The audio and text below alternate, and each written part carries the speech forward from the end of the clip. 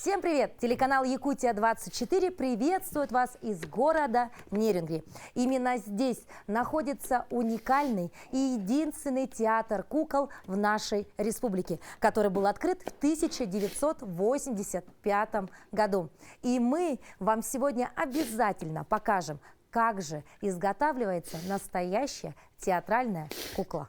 Процесс изготовления театральной куклы занимает очень много времени. Но самое начало он берет от идеи режиссера-постановщика, который находится рядом со мной сейчас. Здравствуйте. Здравствуйте. Вот первый вопрос. Откуда вы берете идеи? Вот спите, проснулись и подумали, нужна кукла? Или все-таки кто-то вам подсказывает? Нет, ну смотрите, какая штука. Нужна кукла, это, конечно, конечно, нужна кукла, да. Но в первую очередь, когда ты выбираешь материал какой-то, драматический материал, допустим, да, вот, и уже исходя из этого начинаешь придумывать спектакль. Соответственно, спектакль состоит из кукол, да, кукольный спектакль. И вот само решение кукол, оно, конечно, разное, смотря какой материал, серьезный, для взрослых, или совсем детский, для совсем маленьких. Соответственно, от этого и отталкиваешься, какие куклы нужны, какая кукла нужна. Вот, например, вот эти куклы, это из спектакля «Сказка о рыбаке и рыбке». Это вот как раз та бабушка, которая сидела у разбитого корыта. И дедушка, которого все время посылали. Очень интересно. Сейчас, наверное, немножечко изменилась, да, вообще идея, вообще производство этих кукол изменилось? Производство, оно прямо вот меняется прямо космическими скоростями. Потому что вот понятно, что равно остаются какие-то традиционные материалы, да, такие как папье-маше. Вот те же марионетки, они делаются из дерева все равно. Вот. А все остальное, вот эти вот ростовые куклы, маски, они все сейчас переходят уже в другую категорию. То есть если мы раньше делали, допустим, поролоновые какие-то большие куклы, то мы сейчас переходим на другой материал. Вот. Их очень много. Вот. Мы пытаемся это все тоже как-то внедрить в наше производство. И не всегда, конечно, мы находим именно вот какие-то передовые материалы, да? Потому что сложности с логистикой, и с тем, что мы далеко находимся от центров больших и торговых, и всего остального. Поэтому в этом смысле, конечно, немножко напряжно. Но тем не менее мы все равно уже переходим на эти новые материалы. Вот. И вот так и живем. Несмотря на то, что некоторые сценарии спектаклей уже не актуальны, куклы по-прежнему хранятся в театре кукол. Их никуда не утилизируют, их не переделывают, им не добавляют какие-то новые образы. Вот такие, как в исходном состоянии, они хранятся в специальном месте, где за ними бережно следят. Ну и, собственно, вот это и есть история театра кукол. Куклы, они, в общем-то, разного типа есть. Есть куклы планшетные, которые только что мы сейчас видели. Да, вот они, да? Да, вот они Кукла может быть вообще предметом. Любой предмет может превратиться в куклу. Кукла может быть рубленой формы какой-то, да, то есть просто какие-то глаза могут быть. Просто шарик на пальчике, это уже кукла. Это уже кукла. Вот планшетные куклы из спектакля «Той-той Боатур». Вот. Ну вот планшетные, это то есть вот это такие, вот такого, да, то, что мы видели. Да? Они, допустим, не на столе работают, а прямо на планшете сцены. Вот актер ходит с ними и вот так вот работает. Вот, «Той-той Боатур». Вот есть марионетки из спектакля «Человек» по произведению Ванипадиса Сафронова. Они на ниточках водятся. Вага, так называемая, которая и двигает этих кукол. Те же самые маленькие куклы наверху, это из спектакля «Иванушкина дудочка». Про хлеб. И вот этот мальчик-девочка, это ростовые куклы большие, когда актер одевает большую голову куклы и сам превращается в куклу. И двигается как кукла, соответственно, да, вот так вот. Сложнее все-таки работать с людьми. Ну вот, допустим, если бы вы ставили театральное представление, да, или все-таки проще работать с людьми, но которые работают с куклами? Актер-кукловод, он помимо того, что он должен уметь то, что умеют актеры драматические, он должен еще уметь водить куклу, то есть оживлять неживое. В этом смысле, конечно, актер-кукловод, он такой универсальный актер. Вот, это человек, который в принципе, уже владеет своим телом, так как владеют спортсмены. Вот только такой человек может быть хорошим кукловодом. То есть как бы он нужно знать пластику тела, да, как что двигается, какие эмоции передаются через какие-то жесты, да, через какие-то движения головы, руки. Вот в этом смысле, конечно, кукловоды, да. Уникальные. Уникальные люди.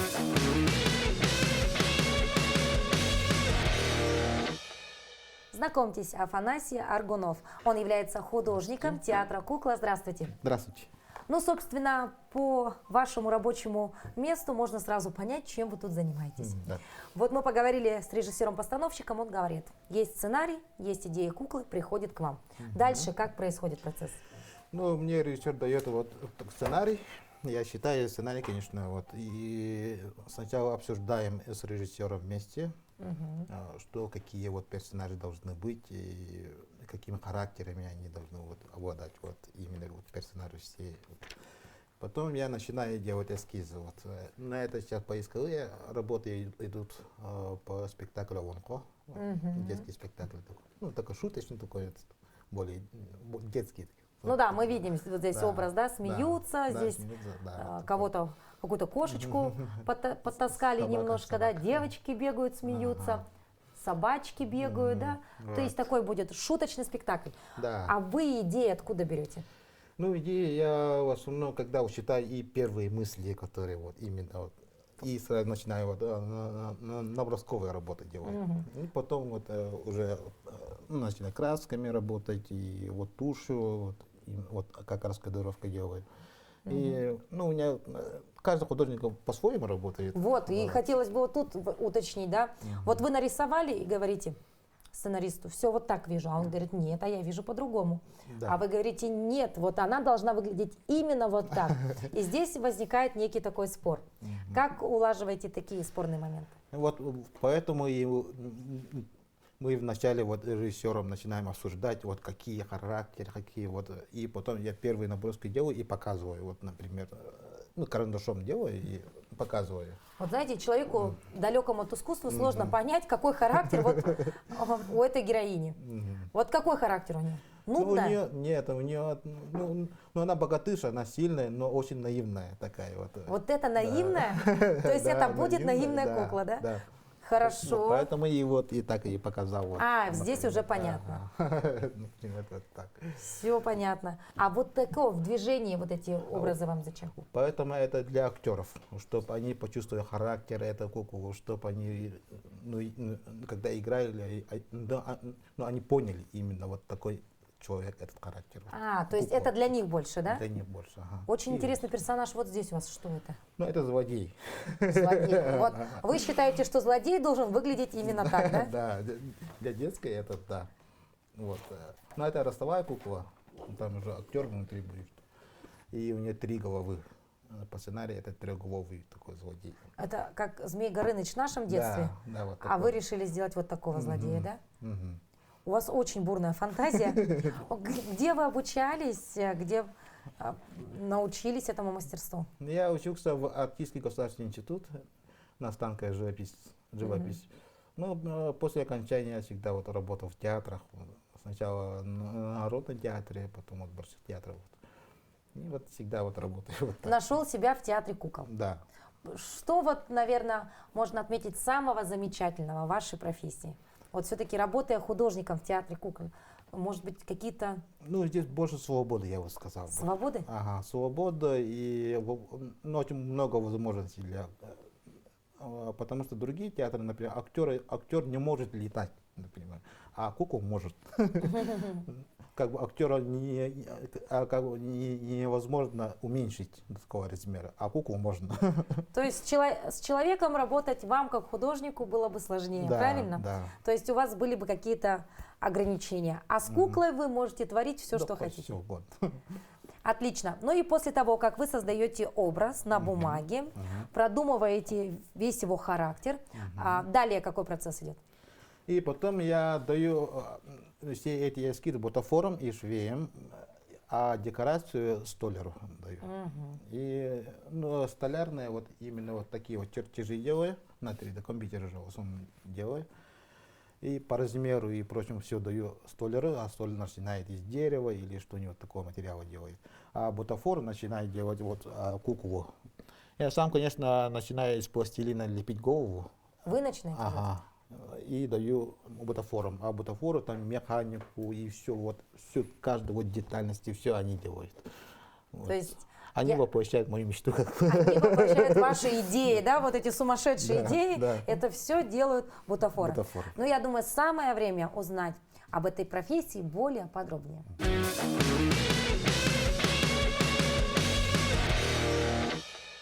Мы находимся в бутафорском цеху. Очень интересное сочетание слов, и многие даже до сих пор и не знают, что же за профессия такая бутафор. Но он находится со мной рядом. Настоящий бутафор, талантливейший человек. Знакомьтесь. Меня зовут Мария Тиханович, я работаю здесь в театре уже 8 лет. Моя профессия художник-технолог, но в простонародье моя профессия называется бутафор. Вообще профессия бутафор появилась в 17 веке. Это очень древняя профессия, но почему-то мало кто о ней знает, и нас становится все меньше и меньше. Меньше и К меньше. сожалению, да. Но вы такие очень уникальные, и самое главное, работы у вас много.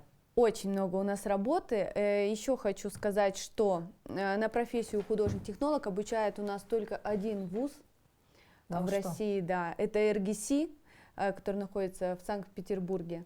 Но сейчас они открыли еще филиал в Кемерово, а так вот только они обучают, к сожалению, нашей такой редкой профессии. Ну, действительно, не каждый сможет знать вот технологию изготовления вот этих кукол. Причем ее же сейчас очень много. Как уже нам сказал ваш коллега о том, что технологии не стоят на месте, да? У вас постоянно модернизируются куклы, и из-за этого нужно идти в ногу со временем. Да, в ногу со временем постоянно появляются новые материалы, которые мы хотим освоить. Значит, начинали мы, конечно, с Давайте. папье-маше. Вспомним, с чего Вот, начинали. да, Давайте поближе этой вот сюда. кукле больше 10 лет. Вот, ну, она у нас в спектакль не попала. То есть это вот то, чему учили нас в садике. Да. Бумага, Бумага, клей. мука, да, клейстер. Мы до сих пор работаем с этой технологией. Она очень хорошо себя показала. Например, вот в изготовлении именно голов для кукол. Они крепкие, они легкие. А где очень вы легко берете с ней основу? работать. Основу лепит нам художник, Из постановщик пластилина. из пластилина, да. На пластилин вы потом наклеиваете газетку. Вот раньше мы наклеивали на пластилин, а сейчас, так как технологии меняются, мы используем молды. Вот молды у нас есть, вот можете посмотреть. Да, давайте А покажем. что такое молд? Это мы берем пластилиновую основу, заливаем ее гипсом, а потом снимаем и в эти молды, соответственно, лепим наше папье-маше. Вот так внутри этот молд выглядит. Мгм. То есть становится проще работать, Да, как бы, да? становится проще со временем работать. Плюс мы вот начинаем использовать новые материалы, вот такой материал, как Эва. Он очень упрощает нам работу. Он очень легкий, очень прочный. Из него мы делаем маски для ростовых кукол. Как вы знаете, маски для ростовых кукол достаточно они объемные и тяжелые, из поролона. Очень тяжело артистам в них работать. Дышать нечем там. Дышать нечем, да. И вот мы наш новогодний спектакль, который назывался «Дюймовочка», вот получается, мы год закрыли этим спектаклем. Там все маски выполнены из этого материала. Очень легкий. Очень легкий, он очень прочный. Как вы сказали, называется? Эва. Эва. Вот Да, так. у него есть много разных вариаций. Он есть и в жидком виде, он есть и в виде порошка. Мгм. Потом еще какие новые материалы мы внедряем? Вот в этот спектакль, в частности, будет внедряться вот Эва, конечно, плюс чвакля. Очень интересное слово. Это такая модернизированная версия папье-маше. Мгм. Там очень много составляющих, это все в кашу превращается и лепится, значит, формы. Ну, давайте поговорим немного для людей, наверное, сейчас, кто сейчас находится у экранов телевизора, наверное, вообще что-то интересное. Как выглядит изнутри, что же там А мы под сейчас все покажем. одеждой? Это наша лисичка. Она у нас играет... Здравствуйте. Здравствуйте. Она у нас играет в спектакле «Клочки по заулочкам». Значит, давайте немножко посмотрим, что... Ой, как там у нее перевернулось хвост. Вот. Посмотрим, что у нее внутри. Внутри у этой куклы гапит. Вот такая палочка. Это называется гапит. Это гапидная кукла. Мгм. Значит, с помощью гапида она может наклоняться. Нет, гапит это вот Это эта часть. вот, да, Посмотрите, это вот эта поближе вот покажем. палочка. Вот это. Она выглядит как шланг. Что-то похоже Нет, на шланг. шланг сюда мы вставили, Мгм. чтобы она могла наклоняться. То есть обыкновенный шланг. Обыкновенный шланг, А палочка гапит. а палочка гапит, да. Мгм. То есть эта кукла может только делать наклоны. Лево-право. Перчаточно-гапидная она. У нее еще работают ручки.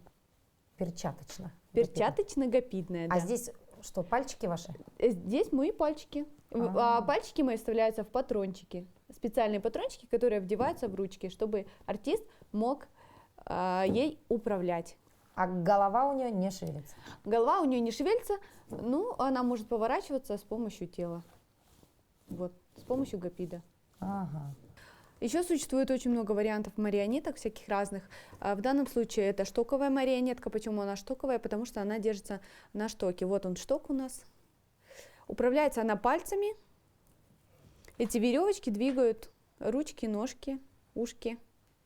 Мгм. Это марионетки вообще одни из самых сложных кукол на Да? самом деле. Ими очень сложно управлять. Я заметила, вот я захотела тут попробовать поуправлять, кроме вот этих ножичек, ничего не получается. А все-таки, если мы говорим про изготовление, это тоже опять папье-маше?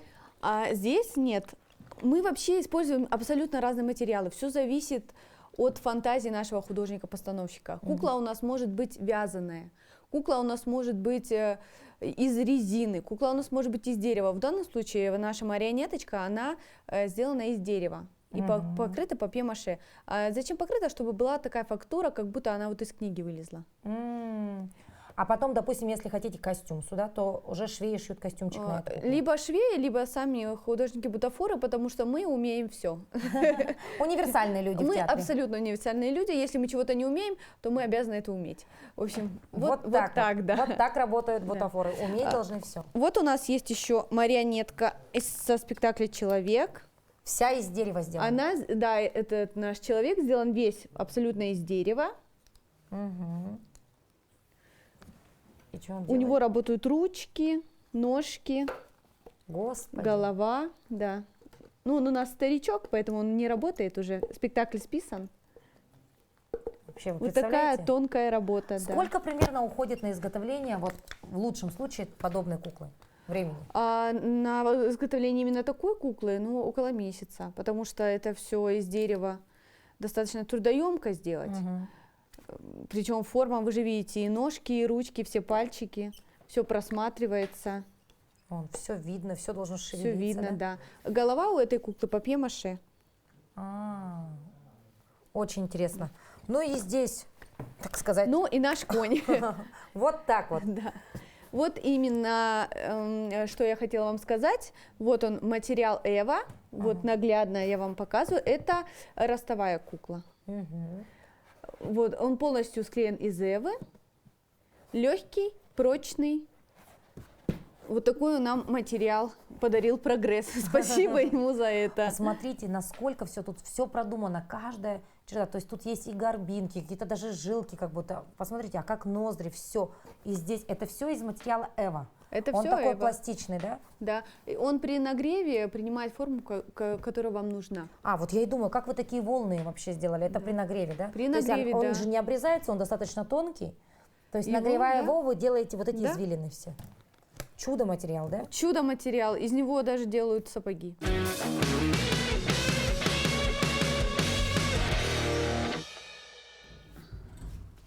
Ну вот, добро пожаловать.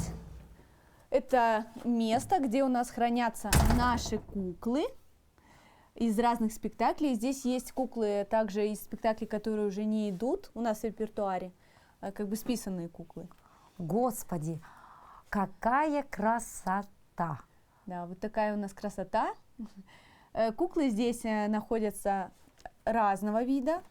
Здесь у нас есть как тростевые куклы. Это, допустим, что? Вот, это у нас тростевая кукла. Что это значит? Тростевая кукла, у нее трости в ручках. А туловищем кто управляет? Туловищем управляет актер. Туловище держится вот таким вот образом. Она еще ее можно назвать даже гапидно-тростевой. То есть это вот симбиоз гапидной куклы и тростевой. А агапидная это что?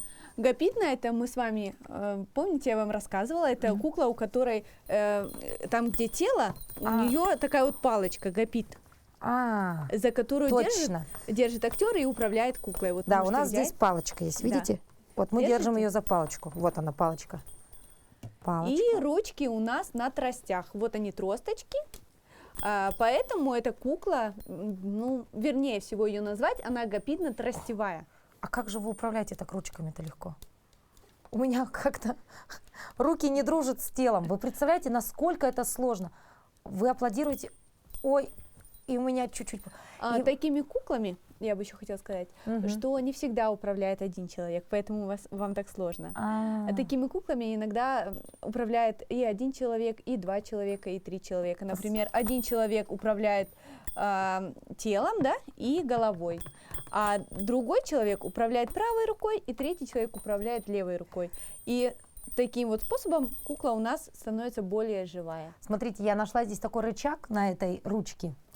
И благодаря этому ручку мой... Это Может кто? разговаривать. Вот. Это живуны. Кто? Живуны, Живуны, так и называете? да. Хорошо, а теперь про технику. Вот здесь все такое твердое. Это что? Так, смотрите, из чего изготовлены? Шляпы изготовлены из картона простого. Картон, простой Это картон. достаточно старые куклы, им уже больше 10 лет. Мгм. Борода из ниток. мы Борода видим. из ниток. Сама голова это у нас папье-маше. Очень такой твердый. Ушки это у нас поролончик. Мгм. И само тело, форма тела у нас тоже изготовлена из поролона. Да, мы видим поролончик. Вот все секреты узнали про Тростевую куклу. гапидно-тростевую куклу. А давайте сейчас покажу вам планшетную куклу. Вот это планшетная кукла. Почему она планшетная? Потому что эта кукла работает на плоскости. То есть вот, На планшете. да, планшет, плоскость. Мгм. Этой куклой управляет один человек. Ей достаточно легко управлять. Вот он там бежит, тра-ля-ля-ля-ля-ля. Все, то есть руки, Смотрит. ноги отдельно не движутся у него. Нет. Единственное, можно, конечно, задействовать здесь второго человека. Но, в принципе, один актер вполне с этим всем справляется. Так, из чего сделано? Из чего Здесь. сделана эта кукла? Эта кукла сделана из поролона абсолютно вся. Вся мы видим, Да. да. Все поролоновое. Тело поролоновое, голова поролон. Единственная корона это картон. Усики это, конечно, у нас проволочка. Поролон обтянут тканью и покрашен. Да, обтянут тканью и расписан. Что за герой этот красивый? Это у нас король из кота в сапогах. Очень забавный. Вы когда поворачиваете его лицом ко мне, мне кажется, что он живой. Даже немножко жутковато как-то. Очень жутковато. Вот у нас здесь есть такая коза Господи. из Кошкин дом. О, Она вот огромная. у нас, да. Это паркетная кукла. Что значит паркетная кукла? Что значит паркетная? Паркетная кукла это кукла работает на полу, на паркете. То есть актер это ее ноги. Это то есть вот это туловище здесь, а ноги Да, вот тут мои. да. То есть коза была бы такая. Да, коза была бы такая. Человек куда прячется? Человек никуда не прячется. А он рядом стоит? Он рядом стоит и ведет козу. Вот, он ее ведет. Вот так. Это человек, это и есть коза. И в паркетных куклах сам актер не надевает куклу. Он ее ведет, но он ее ноги зачастую. Поэтому паркетные. По паркету. Раньше же был паркет. Так, в старину смотрим в основном. техническую часть. Поролон вижу. Поролон. Да, поролон. Голова это папье-маше. Обтянутая тканью. Обтянутая тканью, да. Рожки это тоже папье-маше. Реснички это бутылки. Да, простые пластиковые бутылки. Посмотрите вот сюда, что там да. внутри. Вот. Здесь внутри у нас механика. Вот она механика. Мы нажимаем на этот рычажок, и она с нами разговаривает. Ми, ми, Вот так. ми, ми, ми, ми, ми, ми. Это какое-то волшебство. Представляете, неживые вещи могут вот так легко оживиться. Она сама очень удивлена. Есть вот такие куклы. Ой, это что-то уже большое. Эта кукла планшетная, но он очень большой, он громоздкий, он не ходит, он просто сидит по сценарию. Им также управляет вот актер, внутри есть специальное приспособление, чтобы актер мог головой управлять. Но эта кукла, ее можно и в принципе и ростовой назвать, потому что актер надевает руки. Это тоже такой симбиоз разных техник и разных видов кукол. Все из поролона. Все из поролона. Этот наш толстячок весь из поролона. Значит, руками здесь управляет 2 актера, и 1 актер ведет куклу, то есть голову. Очень Вот, интересно. вот таким вот способом надевается, и он То есть может один нос себе отвечает чесать. за ручки, Да. другой за голову. Да, И он сидит. да, вот опять же смотрите, да, это до какой степени должны актеры друг друга чувствовать, чтобы их кукла жила и была В гармонична. тандеме работать Да. должны, да? А это, ой, вот, кстати, еще один вид куклы, это перчаточная кукла. Вот самые простые, Да, самые простые. которые в детских садах есть везде. Да, да, везде в детских садах есть такие куклы перчаточные у нас. Оп, сейчас я ее надену. Вот такая вот кукла. Лица у них сделаны из папье-маше. Это все папье-маше. Вот такое грустное лицо у бабушки. А волосы? Папье-маше, а волосы это нитки, Мгм. простые нитки. Вот такая вот перчаточная кукла. Это тоже куклы старые, они не идущий спектакль уже. Вот здесь на меня смотрит прям бабуля. Эта бабулечка у нас тоже паркетная бабулечка. Вы только посмотрите на эту бабулю. Вот это вот губа нижняя, а вот это вот лицо, а этот нос потрясающий, а уши. А это что, ведьма? Это да, это из спектакля «Вечера на хуторе близ Диканьки». Паркетная, я уже разбираюсь. Да, она на паркетная. паркете стоит. Она с роста Вот у человека. нее здесь так берется она и так управляется. Очень, очень страшно почему-то Так, смотреть. у-у-у. Вот так вот. Вот такая вот девушка у нас. Вот они как раз наши штоковые марионеточки. Вот вы знаете, неспроста ведь он упал. Вот говорят же, что куклы все-таки они живут, проживают свою жизнь. Вот мы не могли найти марионетку среди вот этого множества кукол. И неспроста этот товарищ упал со своей, так сказать, полочки, потому что когда он упал, позади мы увидели Штоковых марионеток. вот такая красота. Большое ему спасибо. Да. Вот она штоковая наша марионеточка. Мгм. Почему она штоковая? Потому что она базируется на штоке. Вот он шток, Мгм. он держит ее. Вот эта палочка, это что? Да, эта палочка, это шток. Он держит ее и позволяет управлять головой. А вот это все уже дергает Да, пальчиками. а пальчиками дергается, уже ручки управляются пальчиками. Так, из чего она сделана? Также она сделана из поролона, головочка в папье-маше. Ну что, дорогие друзья, вот на такой позитивной, какой-то, может быть, даже детской, волшебной ноте мы завершаем наш выпуск сегодня. Выпуск был необычный. Мы посетили единственный театр в нашей республике, театр кукол. Такого больше нет. И мы сегодня воочию удивились, какие замечательные люди работают тут, какая увлекательная у них работа. Ну а самое главное, мы познакомились с главными героями всей этой большой такой театральной семьи. Это куклы. И я надеюсь, что этот выпуск будет полезен всем жителям нашей республики, потому что мы хотим все-таки, чтобы театральное искусство, оно развивалось, а особенно вот театр кукол, чтобы радовал всех жителей республики своими новыми и новыми премьерами. Ждем вас в гости.